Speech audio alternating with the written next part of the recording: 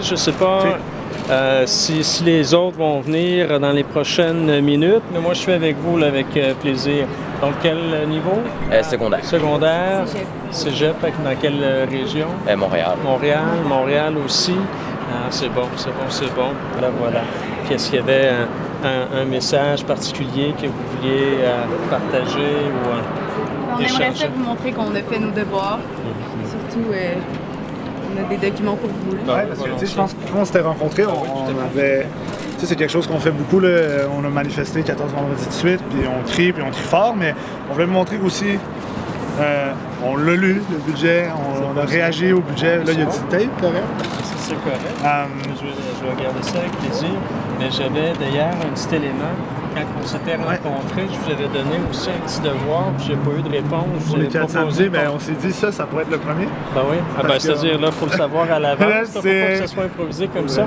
Parce que vous deviez aller valider dans vos instances, mais n'importe quand ça vous tente, on met à la disposition salles, locaux, on réunit des scientifiques, vous pouvez nous aider à en identifier, on en identifiera ensemble pour voir justement comment travailler ensemble sur ces enjeux-là. J'ai pas eu de nouvelles suite à notre rencontre. Comme on vous avait lancé la balle qu'on avait lancée, c'est qu'on aurait aimé ça que... Il ne faut pas que tout le poids repose sur vos épaules, M. Charette. Je pense qu'il y a un gros travail à faire. C'est super ce qui se passe aujourd'hui au sommet, mais on aurait aimé ça pouvoir jaser à M. Legault, à M. Je pense que tu aurais aimé ça t'adresser. À M. Roberge. Puis, je pense que cette discussion-là, elle doit vraiment se faire sur tous les pans. Tout à fait, puisque j'ai eu l'occasion de mentionner tout à l'heure au moment de l'allocution d'introduction, on travaille à l'élaboration d'un plan qui va être effectivement très ambitieux, qui va être déposé en début d'année 2020. Puis dans l'intervalle, ce qu'on veut faire, c'est justement rencontrer les différents groupes puis l'élaborer ensemble, ce plan-là, parce qu'effectivement, c'est pas le gouvernement du Québec seul qui va faire en sorte qu'on arrive à réduire nos gaz à effet de serre. Il faut que ça devienne un projet collectif. Je ne veux pas faire de politique avec vous, mais le précédent gouvernement avait signé des ententes se fixant des objectifs de réduction de gaz à effet de serre, mais ce n'était pas forcément donner les moyens de travailler avec la collectivité. Puis si on a des objectifs sans voir les moyens pour les atteindre, ça donne strictement rien. Donc, quand on va se dire, nous, notre cible pour 2030, c'est tant, bien, je veux que toi, moi, on se dise, on est toute une petite partie de cette solution-là, et pas dire, c'est juste le gouvernement qui va le faire, ou c'est juste les industriels qui vont le faire, ou c'est juste les citoyens qui vont le faire. C'est vraiment un travail collectif. Je pense qu'il y a une chose qui est claire, vous êtes le gouvernement, vous avez les leviers du pouvoir. Puis il vous incombe, vous avez le pouvoir législatif, donc votre impuissance n'est pas la nôtre. Il vous incombe de prendre les bonnes décisions, dans le fond, parce que ça va affecter ma vie, la vie de tous ceux que j'aime, tout ce que je connais. Voilà, donc on est là pour marteler le message. Là.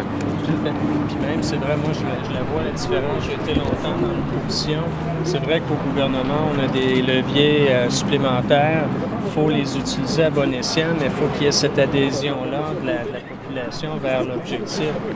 Comme je vous dis, je pense qu'on est sur une bonne séquence. Puis la beauté de la chose, c'est qu'on est en 2019. Le plan d'action actuel tire à sa fin. C'est le plan, on travaille actuellement sur le plan 2013-2020. Donc, c'est une très, très belle opportunité qu'on a, tout le monde ensemble, de travailler sur le plan 2020-2030. Ça, on arrive à la fin. On sait ce qui a bien fonctionné, on sait ce qui n'a pas bien fonctionné. Donc, capitalisons sur ce qui fonctionne bien pour être sûr que le plan 2020-2030 ait les résultats là, que l'on atteint. Mais clairement, nous, les cibles, on les reconnaît pour 2030. On veut, ça, on se l'était dit l'autre fois, moi, l'environnement, c'est beaucoup, effectivement, la réduction des gaz à effet de serre. Mais pour moi, c'est aussi l'assainissement de notre environnement, c'est-à-dire s'assurer qu'on a une bonne qualité de l'air, qu'on a une bonne qualité de l'eau, ça aussi c'est important, la biodiversité, les aires protégées. Donc, en parlant de ça, comment vous le sentez, par exemple, avec vos membres, le projet qui a été amené par le GNL Québec dans Saint-Jean, est-ce que dans quel pan ça rentre? Parce que je pense que c'est important ce que vous dites, et vous nous le rappelez souvent.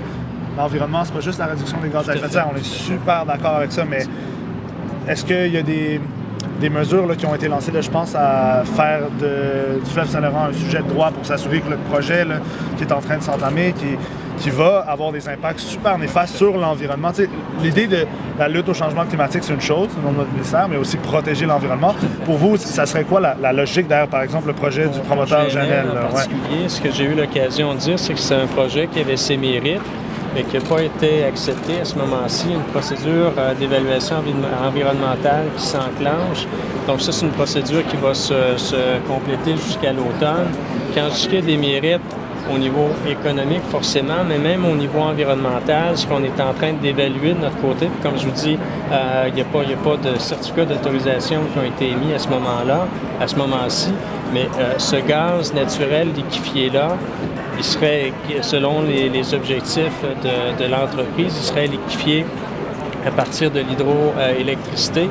Et ce serait un gaz naturel qui serait liquéfié de façon, qui serait le gaz naturel liquéfié le plus vert que la planète aura produit. Et pourquoi je vous dis qu'il faut l'étudier? Actuellement, dans le nord du Québec, on a beaucoup de communautés d'entreprises qui sont alimentées au mazout. Et si, à travers un projet comme ça, on est capable d'alimenter ces municipalités-là, ces entreprises-là avec du gaz liquéfié au niveau à l'hydroélectricité, ça produit une diminution de gaz à effet de serre. Parce que le mazout, au niveau des émissions, c'est X fois pire que le gaz naturel liquéfié. On s'entend, puis ça, je le répète tout le temps, le gaz naturel liquéfié, c'est pas une énergie qui est propre, on s'entend, mais ça peut être perçu comme une énergie de transition importante. Remplacer du mazout par du gaz naturel liquéfié, ça a sa valeur. Mais comme je vous dis, on est au début de la procédure, on est au début de la procédure d'évaluation environnementale. Donc, c'est un projet qui va évoluer là, au cours de l'automne. Il y a des statistiques qui existent, puis on parle entre autres d'un projet qui viendrait en fait annuler tous les efforts de réduction des émissions de gaz à effet de serre que le Québec a fait depuis le processus de Kyoto. Donc, je pense que c'est dur à entendre pour nous. C'est un petit peu... Pas du tout, je le reconnais. Mais ce qu'il faut regarder, puis ça, c'est le devoir qu'on se donne ensemble. Si, par exemple, l'usine de liquéfaction produit X dizaines de milliers de tonnes de gaz à effet de serre, mais que ce gaz-là permet d'en diminuer X dizaines de milliers de gaz à effet de serre, faut l'évaluer, ça. Un autre exemple que j'aime donner, l'usine d'Urée, un autre projet qui est en discussion sur le côté de Bécancour. De l'urée, c'est une matière qui est indispensable au niveau de l'agriculture. On veut prôner l'agriculture locale parce que ça aussi, ça permet de diminuer passablement les émissions de gaz à effet de serre. On veut encourager l'entreprise agricole locale. Mais actuellement, l'urée qui est consommée au Québec, elle vient très majoritairement, sinon essentiellement de Russie, et elle est produite à l'aide d'un procédé thermique plus souvent qu'autrement au charbon. Donc, pensez à cette urée-là qui traverse la moitié de la planète, qui est produite au charbon. C'est des tonnes et des tonnes au niveau des émissions de gaz à effet de serre. Donc, si on arrive à produire notre urée au Québec pour approvisionner le marché local, on ne veut pas approvisionner la planète, là, on veut approvisionner nos agriculteurs ici. Donc oui, l'usine, si elle est acceptée, elle va émettre des gaz à effet de serre, mais cette urée-là, produite localement, va aussi permettre énormément de diminution. Donc moi, ce que je dis, les gaz à effet de serre, ça n'a pas de frontières. Donc lorsqu'il y a un projet qui est sur la carte, qui est à l'étude, il faut voir son bénéfice ou ses inconvénients dans sa globalité, en quelque sorte. Donc, c'est des décisions qui ne sont jamais faciles à faire. Mais ce qui est heureux au Québec, on a réellement une procédure d'évaluation environnementale qui est solide, qui est indépendante du gouvernement à travers le BAP, le Bureau d'audience publique. Donc, c'est toutes des instances qui permettent ultimement de refuser un projet ou sinon d'en accepter un et dans bien des cas de le bonifier pour diminuer ses impacts. Mais bref, c'est tout. C'est des préoccupations extrêmement légitimes. Mais essayons d'établir cet espace de dialogue. On disait 4 samedis, ça peut prendre une autre forme, mais essayons, puis vous pourrez m'identifier des scientifiques ou des gens que vous voulez que j'entende avec vous. Je vous en identifierai aussi. Ça fera des beaux espaces de réflexion. Je pense que ça peut être quelque chose d'important, mais je sais pas pour vous, les jeunes, je pense que nous, je vais devoir quitter, mais ce qu'on veut, le message qu'on aimerait ça passer aujourd'hui, là, c'est on est conscient d'un travail à faire ensemble, un travail commun. Mais là, ça fait 14 vendredis de suite qu'on sort, qu'on crie, on produit des documents, on travaille très très fort. Là. Il y a des jeunes de 17 ans qui travaillent comme des personnes de 35-40 ans qui font des analyses super poussées. On fait nos devoirs, faites le vôtre, les propositions, allez au-delà, continuez, allez au-delà. C'est super important de faire pression à l'intérieur de ce gouvernement-là. C'est votre job, M. Charest. Le pragmatisme, c'est de faire tout ce qui est nécessaire pour garantir un avenir. C'est pas que l'environnement, c'est un ministre juste séparé. L'environnement doit être dans tous les domaines. Tout à fait. En fait, ça je vous embarque dans une poutine interne beaucoup, mais par le passé, les gouvernements créaient des comités ministériels où on avait, par exemple, l'économie d'un côté, l'environnement d'un autre. Mais là, on a créé un comité ministériel, et c'est nouveau, qui s'appelle le comité ministériel Économie et Environnement.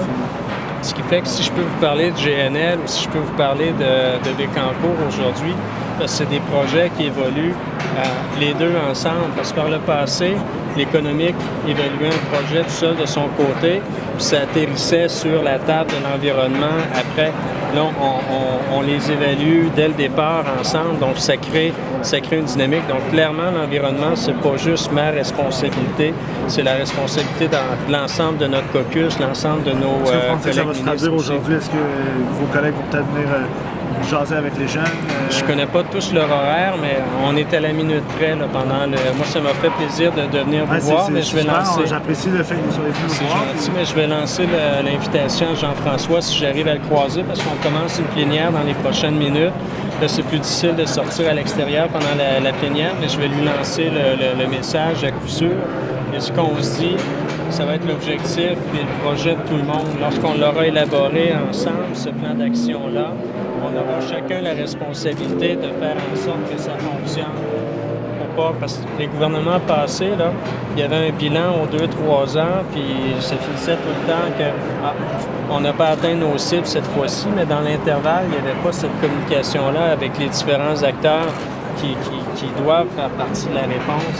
Là, clairement, c'est l'option qu'on retient, nous, d'assurer cette collaboration-là. Donc moi, je retourne à la plénière, mais je vais croiser François Legault, honnêtement. Moi-même, aujourd'hui, je ne pense pas le revoir. Il va être là demain, possiblement. Mais Jean-François, si je le croise, je lui fais dire qu'il y a des belles idées là, qui peuvent être échangées à l'extérieur. Qu'on organise nos je pense que ça va être important de continuer un dialogue, mais c'est ça, comme on vous a dit, les jeunes ont un message à faire passer, puis ils vont continuer de le faire passer. Ben, merci d'être là. Moi, je suis daltonien. Moi, je vois pas mes couleurs. Honnêtement, moi, puis sans offense, là, moi, je porte aucun macaron ni rien. Parce que je suis le député puis le ministre de tout le monde. J'ai des gens dans l'équipe qui le portent volontiers. Tout le monde est touché par les changements climatiques. La lettre ouverte aussi. Oui, non, ça, je vais lire ça. Je vais le donner à la bonne personne, soyez assurés. Soyez assurés. Si vous pensez à la personne, Jean-François, c'est bon. Un autre! C'est bon. Un pour vous, un pour Robert, j'ai un pour Legault. C'est bon, mais je fais le message à Jean-François, mais comme je vous dis pour le premier ministre, je ne sais même pas si je vais le revoir, parce que lui, son rôle, c'est essentiellement demain. Là. Il y a une présentation à faire, un discours important. Puis je vous invite à l'écouter. Il y a des très, très, très belles propositions et très ambitieuses là, qui seront partagées demain à travers le discours du premier ministre. Encore une fois, on se dit à bientôt. C'est un premier contact, un deuxième dans notre cas. On remet ça volontiers. Bonne fin de journée. Merci. Bye bye. Ça, c'est... Vous pouvez voir les jeunes. Ouais, Rosanna, qu'est-ce que t'en penses? Je pense qu'il vient parler, mais j'ai hâte de voir les gestes. J'ai hâte de voir si c'est vraiment l'environnement est vraiment leur priorité. J'ai hâte de voir à la fin de ce congrès qu'est-ce qu'ils vont adopter.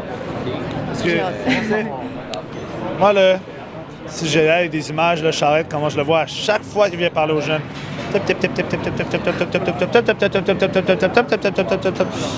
Ça, ce discours-là, c'est fini, là. Il faut vraiment... Je pense qu'on apprend, c'est un humain, et là, on lui a parlé quelques fois. Il n'est pas convaincu, il ne croit pas en notre message, lui, personnellement. C'est pour ça, je pense aussi, on s'est dit... lui, il a toujours la même cassette, là. On pourrait en parler à d'autres. On a vu des membres de la Coalition Avenir Québec qui avaient d'autres cassettes aujourd'hui qui sont venus nous parler. Il n'avait pas l'air d'un répondeur automatique. Mais M. Charette, il commence à sonner comme un répondeur automatique, là. Donc, on parle de patinage politique, là. Oh, ouais, du patinage, ça patine solide, là. Je pense aussi que ça serait intéressant de rencontrer M. Legault parce que c'est Charette, mais il y a Legault qui a une grande part là-dedans en tant que premier ministre dans l'avenir de notre province. Je pense que l'idée, c'est que nous, notre message, on va continuer à le marteler, là. Puis c'est pas vrai que parce qu'il nous invite de toutes les façons qu'il peut à venir collaborer 4 samedis autour d'une bière puis de discuter. Tu sais, je pense que ça va nous faire plaisir de le faire, mais nous, ce qu'on lui rappelle, puis qu'on va encore lui rappeler, c'est que s'il veut aller discuter de comment la transition va s'amorcer, là, Laure Varidel, elle peut lui en parler pendant des années. Puis nous, notre rôle en tant que jeunes, c'est de lui rappeler que les décisions qu'ils sont en train de pas prendre, ça va avoir un impact sur nos vies, l'entièreté de nos vies. Eux, ça va peut-être être sur une petite partie. Nous, c'est depuis qu'on est jeunes, on l'attend. C'est sur nos enfants. Je pense ces discours-là, je pense qu'ils font pogner la flamme, ont été cœurés des entendre.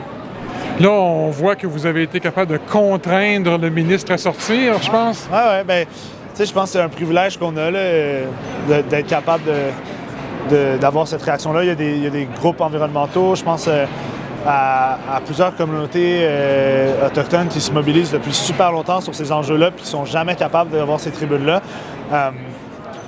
Si on a cette tribune-là, il faut qu'on l'utilise, clairement. Mais je trouve ça dur à entendre, le patinage politique en ce moment. Des gestes que le CAQ devrait poser, ça pourrait ressembler à quoi? Je veux dire, je pense que des gestes que la CAQ pourrait poser, donc on a 3 revendications très concrètes. Donc d'abord, l'instauration d'un programme national d'éducation relatif à l'environnement, donc qui touche autant primaire, secondaire, cégep, même à l'université. Et donc, qui nous outille pour lutter contre les changements climatiques, qui nous explique pour que tout le monde ait des bases solides, pour que tout le monde soit capable de parler d'environnement comme on devrait être capable de parler d'économie puis du fonctionnement de la société en général. Ensuite, notre deuxième revendication, c'est l'atteinte la cible de limitation de la hausse de la température moyenne mondiale à 1,5 degrés Celsius en 2100. Donc ça implique de réduire nos émissions de gaz à effet de serre de 50 % d'ici à 2030, d'aller vers la carboneutralité en 2050. Et donc, voilà, donc ça, on pourrait adopter une loi, dans le fond, comme la loi Clé en main que Dominique Champagne a écrite et a donnée à François Legault, dans le fond, pour contraindre le gouvernement puis les gouvernements qui vont suivre, donc peu importe l'axe politique, à prendre des mesures pour lutter contre les changements climatiques. Puis ensuite, notre dernière revendication, c'est d'avoir davantage de transparence au niveau des investissements institutionnels dans les industries polluantes. Donc ça, c'est 3 mesures qui sont larges mais concrètes. Puis ensuite, les actions à prendre, je pense qu'il y a une communauté scientifique mondiale qui travaille là-dessus. Il y a des gens qui dédient leur vie à ça. La science, on connaît les solutions. Le blocage aujourd'hui est politique. Donc il faut dire les choses telles qu'elles sont. Puis il faut que les gens qui ont le pouvoir, donc il leur incombe de nous assurer un avenir aujourd'hui. Peut-être que je pourrais rajouter, là, il y a beaucoup parlé du BAP.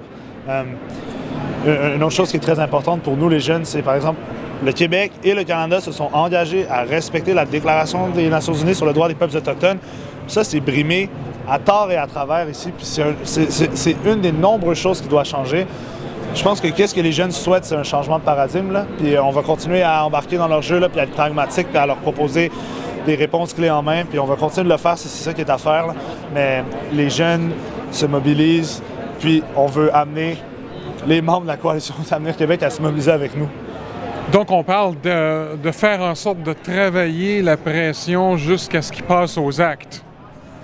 Oui, l'important, c'est qu'ils passent aux actes parce que c'est beau parler à la fin, mais tant que tu fais pas de gestes concrets, à quoi ça va te servir ton blabla à la fin? À rien. Merci.